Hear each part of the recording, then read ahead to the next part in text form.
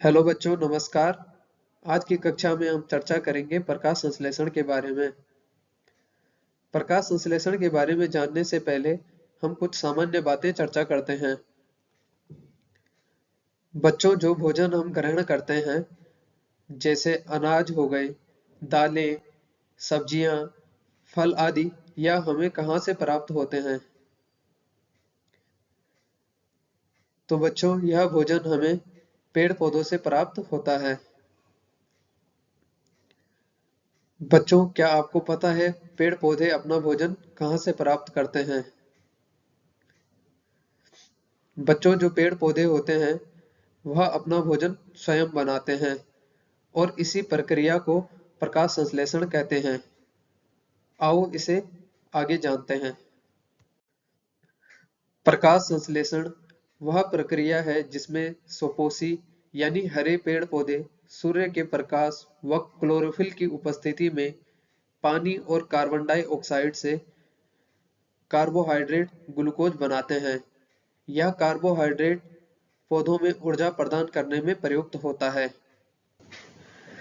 यानी कि बच्चों, जो पेड़ पौधे होते हैं वह सूर्य के प्रकाश और क्लोरोफिल की उपस्थिति में पानी और कार्बन डाइऑक्साइड से ग्लूकोज यानी कि कार्बोहाइड्रेट बनाते हैं और इस कार्बोहाइड्रेट को अपने पास मंड के रूप में संचित करके रखते हैं और यह पेड़ पौधों का भोजन होता है और इसी प्रक्रिया को प्रकाश संश्लेषण कहते हैं। बच्चों, अब जानते हैं प्रकाश संश्लेषण के लिए आवश्यक घटक कौन कौन से होते हैं। सूर्य का प्रकाश, क्लोरोफिल, कार्बन डाइऑक्साइड और पानी। बच्चों, जो सूर्य का प्रकाश होता है यह ऊर्जा का मुख्य स्रोत होता है और क्लोरोफिल सूर्य के प्रकाश को अवशोषित करता है।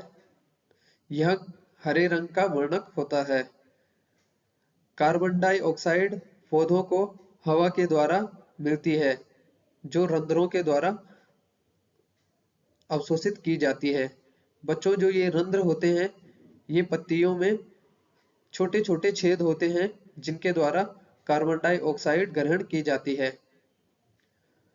और पानी पौधों को जमीन से प्राप्त होता है, यानी कि जो पानी होता है वह जड़ों के द्वारा मिट्टी से पौधों को प्राप्त होता है।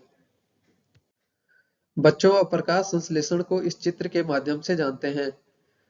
बच्चों, सूर्य का प्रकाश जब पत्तियों पर पड़ता है तो पत्तियों में हरे रंग के कुछ वर्णक पाए जाते हैं जिन्हें क्लोरोफिल कहते हैं और यह क्लोरोफिल सूर्य के प्रकाश को अवशोषित करते हैं और इन्हीं पत्तियों में कुछ छोटे छोटे छिद्र होते हैं जिनसे हवा प्रवेश करती है और इस हवा से पौधे कार्बन डाइऑक्साइड को ग्रहण करते हैं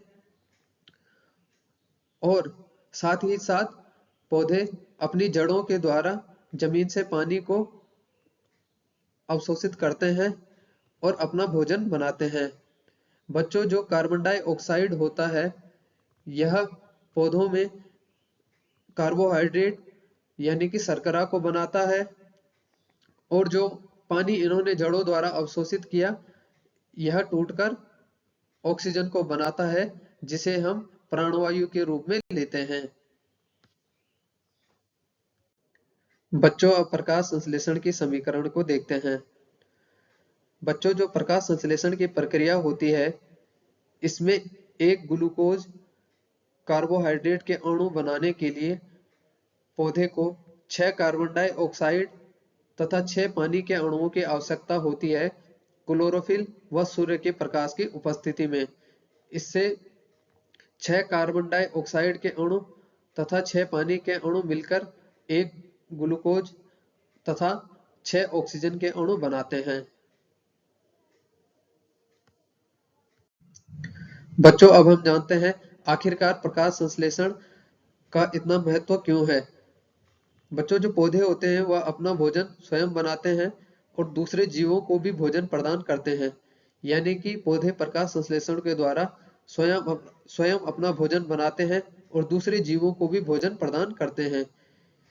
यानी कि जो हम दाल, सब्जी फल और अनाज इत्यादि प्राप्त करते हैं वह हमें पौधों से मिलता है। और अन्य जीव भी जैसे घास व चारे के रूप में जो भोजन प्राप्त करते हैं वह भी उन्हें पौधों से ही मिलता है। हमें श्वसन के लिए आवश्यक ऑक्सीजन भी इन्हीं पौधों से मिलती है। तो बच्चों, जो ऑक्सीजन होती है वह भी प्रकाश संश्लेषण का एक उत्पाद है। वह भी हमें पौधों के द्वारा इसी प्रक्रिया के द्वारा मिलती है। यह पृथ्वी पर जीवन की नींव है। यानी कि बच्चों, अगर पेड़ पौधे नहीं होंगे तो पृथ्वी पर कोई भी जीव जीवित नहीं रह पाएगा। संपूर्ण खाद्य श्रृंखला की शुरुआत प्रकाश संश्लेषण से ही होती है। यानी कि बच्चों, जो खाद्य श्रृंखला की शुरुआत है वह भी प्रकाश संश्लेषण से ही होती है। तो बच्चों, ये था प्रकाश संश्लेषण के बारे में एक संक्षिप्त विवरण। उम्मीद करता हूँ आपको यह वीडियो पसंद आई होगी। धन्यवाद।